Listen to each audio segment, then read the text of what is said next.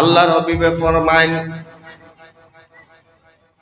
ইন্নামা বুইস্তু মুআল্লিমা, আমারে টিচার বানাইয়া দুনিয়ার জমিনের মধ্যে আল্লাহ রাব্বুল আলামিনে দান করছেন, প্রেরণ করছেন।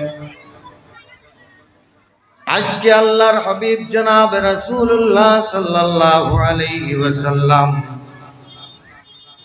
কোন মুদরসাত গিয়াও পড়িছেন না, কিন্তু গোটা বিশ্বর মুসলমান হলে মুদরসাত পড়িতে পড়িতে বেশ পড়ার পরেও আল্লাহর হাবিব জনাব রাসূলুল্লাহ সাল্লাল্লাহু আলাইহি ওয়াসাল্লামের আহাদিসে